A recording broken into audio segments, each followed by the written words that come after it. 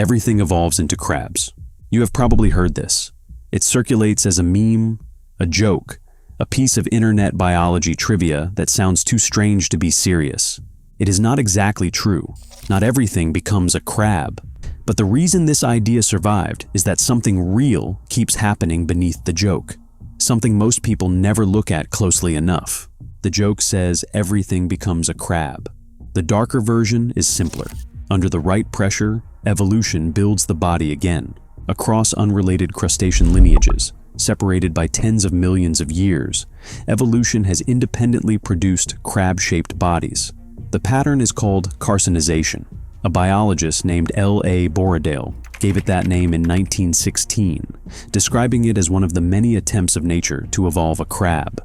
At least 5 separate lineages of decapod crustaceans have converged on the same general body plan, not because they share a recent ancestor, because they share a problem. And the problem is not funny. The ocean floor is one of the most consistently violent habitats on this planet. Danger does not arrive from a single direction.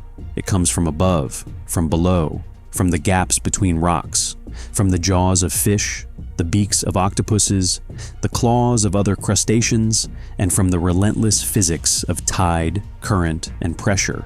If you are a soft animal on the seafloor, you are food. So the question is not really why crabs exist. The question is, what kind of body survives when escape is not always possible? When you cannot outrun the threat, what shape do you become? The crab body is an answer to that question. And evolution has given that answer again and again. Look at a crab from the perspective of something trying to eat it. The body is low to the ground, hard to flip over. The carapace, the broad, fused shield across the top, hides every soft organ underneath a single piece of armor. The abdomen, the vulnerable tail segment that trails openly behind a lobster, is folded tight beneath the body, tucked away where nothing can grab it. The claws are pushed forward, facing whatever approaches. The eyes sit raised on stalks, scanning the world while the rest of the body stays pressed against the substrate. A lobster, by contrast, has a body you can grab. There is a long, exposed tail. There is space between the segments. There is leverage for any jaw or claw that finds a grip. A lobster is built around the idea of backward escape, a fast, explosive tail flip retreat. That strategy works in open water, where there is somewhere to flee. A crab is built around a different idea entirely. The soft parts pull inward, the tail disappears, the shell widens, the weapons come forward. It stops looking like an animal trying to run. It starts looking like an animal that expects to be grabbed, bitten, and crushed, and has decided to make that experience as costly as possible for whatever tries. Hard to flip, hard to bite through, hard to pull apart, hard to reach from underneath, hard to extract from whatever crevice it has pressed itself into. Even the way a crab moves reflects this logic. Sideways locomotion looks strange to human eyes, but it allows the animal to move quickly while keeping its widest armor and both claws oriented toward the threat. A crab does not have to turn its back to escape. It retreats laterally, still facing whatever is coming, built to survive contact. The most dramatic example of carcinization may be the king crab. King crabs are not true crabs. They belong to the infraorder Anomura, the same broad group that includes hermit crabs.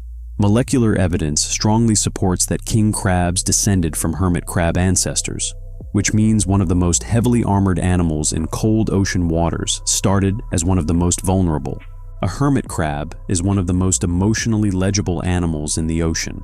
It is a soft-bodied creature that survives by borrowing protection. It finds an empty snail shell, backs its unarmored abdomen into it, and carries that dead architecture everywhere it goes. When it outgrows the shell, it must find a bigger one. The transition between shells is one of the most dangerous moments in a hermit crab's life. A few seconds of total exposure in a place where exposure kills. The king crab is what happens when that strategy changes. Instead of carrying borrowed armor, the body itself becomes the armor. The abdomen shortens dramatically. It tucks and partially calcifies. The carapace broadens and thickens. The legs grow long, heavy, and bristle with spines. The animal no longer needs the dead snail shell because it has become its own fortress. From soft refugee hiding inside something dead to an armored animal that no longer needs to hide at all. One of the most complete body plan transformations in crustacean evolution, and it points directly at carcinization as a process driven not by accident, but by pressure. King crabs are not alone in making this shift. Porcelain crabs look like crabs. They move like crabs. They sit in tide pools and wedge themselves into rock crevices the way crabs do. But they are not true crabs either. They are anamurans, more closely related to squat lobsters than to anything in the Brachyura. Their crab-like body arrived independently, a separate lineage pushed toward the same flat, armored, tucked, clawed architecture by the same environmental logic. If you placed a porcelain crab beside a true crab, most people could not tell which was which. The resemblance is that precise, and it arose without shared inheritance. The hairy stone crab, Lomus hirta, is another, an obscure anamuran found in southern Australian waters. It appears in the scientific literature as yet another independently carcinized form, an animal most people will never encounter, wearing a body plan that evolution has assembled before and will likely assemble again. True crabs, the Brachyura, are themselves ancient. Their earliest known fossils appear in the early Jurassic, roughly 180 million years ago. They are the standard version of this shape, the lineage that arrived there first and stayed. Every other carcinized lineage is, in a sense, reinventing what true crabs already are. The blueprint was already occupied, and evolution kept building toward it anyway. And then the crab body did something most ocean survival stories do not account for. It left the water. The coconut crab is the largest land-dwelling arthropod alive today. It is a hermit crab relative that has abandoned the ocean almost entirely, breathing air through branchiostegal lungs, modified gill chambers that function in open atmosphere. It cannot swim. If submerged for too long, it drowns. But on land, it is something else. Its claws can generate enough force to crack open coconuts, a fruit specifically evolved to resist entry. Researchers have measured its pinch force and found it proportionally among the strongest of any crustacean. The Natural History Museum has noted it can lift roughly 30 kilograms, about the weight of a 10-year-old child. At night, on islands across the Indo-Pacific, coconut crabs move through forests on legs that can span nearly a meter. They climb palm trees. They have been documented scavenging carrion, raiding bird nests, and dragging objects back to their burrows. They are armored, nocturnal, powerful, and unsettlingly large, and they carry the same basic body architecture that evolved underwater: low center of gravity, broad shield, tucked abdomen, weapons forward. The crab shape did not stay politely on the seafloor. It walked onto land and brought the armor with it. But to understand why this shape recurs so stubbornly, you have to understand what the ocean has always done to soft bodies. More than 500 million years ago, during the Cambrian period, the arms race had already begun. Predators like Anomalocaris, reaching half a meter or more, moved through ancient seas with large, forward-facing compound eyes and raptorial appendages built to seize and crush soft-bodied prey. The Cambrian Ocean was not a quiet nursery.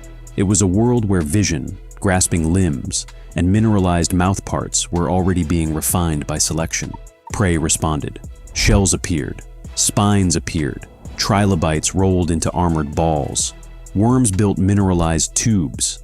Calcified plates, hardened exoskeletons, and burrowing behaviors all emerged in what paleontologists describe as an escalating arms race between predation and defense. Within a geologically brief window, the ocean went from a world of mostly soft organisms to a world of armor, concealment, and fortification. The rule was established early, and it was never revoked. Soft bodies invite mouths. That pressure never let up. In the Devonian period, roughly 150 million years later, the arthropod body plan produced something even more alarming. Eurypterids, commonly called sea scorpions, pushed jointed armor, claws, and predatory limbs to a scale that modern arthropods cannot approach. The largest known species, Jacalopterus rhenaniae, reached an estimated 2.5 meters in length, an armored aquatic predator larger than most adult humans. moving through Devonian waterways with chelicerae built to seize and dismember prey. Eurypterids are not crabs. They are not even crustaceans. But they demonstrate what the arthropod toolkit is capable of when the environment rewards armor, weapons, and consolidated defensive power. Claws, broad shields, segmented exoskeletons, raised sensory structures. These are not modern inventions. They are themes the arthropod body plan has been exploring for over 500 million years. The crab is simply the latest version, smaller, more numerous, more widely distributed, and far more repeatable. And then there are horseshoe crabs. Not crabs at all. They are chelicerates, related more closely to spiders and scorpions than to any crustacean. Their broader lineage extends back hundreds of millions of years. But look at the body. A broad, domed shield, a low profile pressed against the substrate, eyes sitting on top of the armor, soft gill books and legs hidden underneath. The same visual language. Flatten, armor, protect. Horseshoe crabs are not carcinized. That distinction matters. But they show that the shield-shaped, low-profile, armor-first solution is an answer the ocean has rewarded across vastly different lineages and across deep geological time. And the seafloor does not care about taxonomy. It cares about what survives. Consider what a tide pool actually is. Not the peaceful miniature aquarium it looks like from above. It is a shallow basin subject to temperature swings, evaporation, salinity spikes, crashing waves, and predators arriving from every direction. Fish from the water, birds from the air, other crustaceans from the surrounding rock. An animal in a tide pool cannot always escape. It must endure what comes. A reef crevice is a place where body geometry determines survival. A long, trailing body can be seized and extracted. A compact armored body wedged into a crack becomes a cost-benefit problem that many predators will eventually abandon. The predator on the seafloor is often not a chase hunter. It is a siege weapon, something that grabs and applies sustained force until the shell cracks or the body gives. Fish with pharyngeal jaws designed to crush. Octopuses with hardened beaks and patient probing arms that can work a gap for minutes. Other crabs, whose own claws are built for exactly this kind of work. Against that style of predation, the winning strategy is not speed. It is expense. You survive not by outrunning the attacker, but by making yourself more trouble than you are worth. Too hard to crack, too flat to grip, too deep in the crevice to reach. The crab body is not optimized for escape. It is optimized for endurance under assault. The shape keeps returning because the pressure that built it never left. Researchers have asked whether carcinization reflects something canalized in crustacean development, a genetic architecture that makes the crab form easier to reach, or whether the environment alone is enough to explain the convergence. Picture it as two competing hypotheses. In one, decapod gene networks carry a kind of predisposition. Push the right ecological buttons and the crab form emerges more readily than other shapes. In the other, no shortcut is needed. The seafloor is the sculptor, and any lineage exposed to it long enough will be carved toward the same profile. A 2021 study in Bioessays examined the question directly and found something that complicates both answers. True crabs evolved once, but the crab-like form has been gained and lost repeatedly in Anamuran lineages, suggesting the transition is surprisingly fluid in both directions.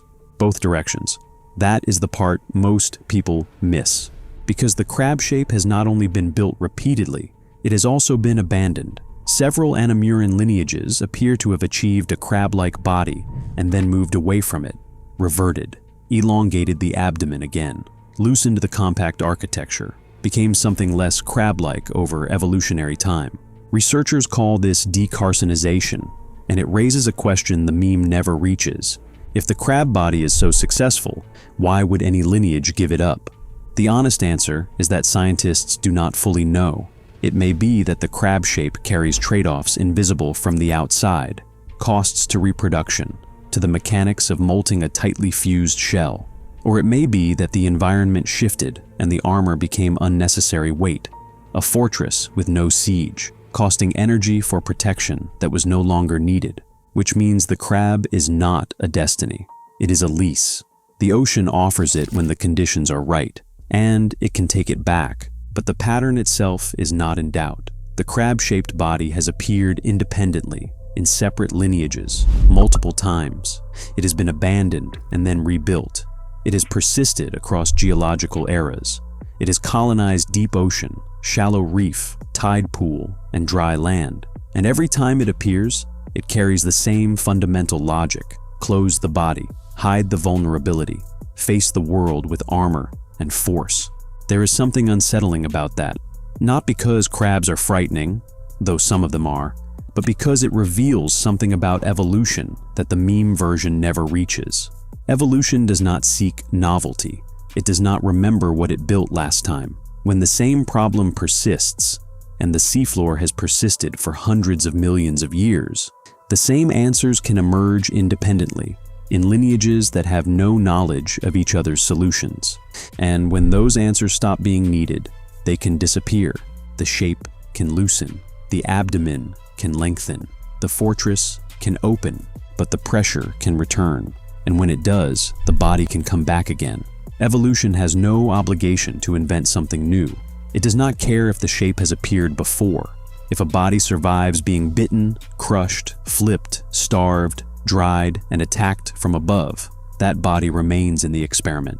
And when the same pressures return, as they always do on the seafloor, as they always have, the same shape can return with them.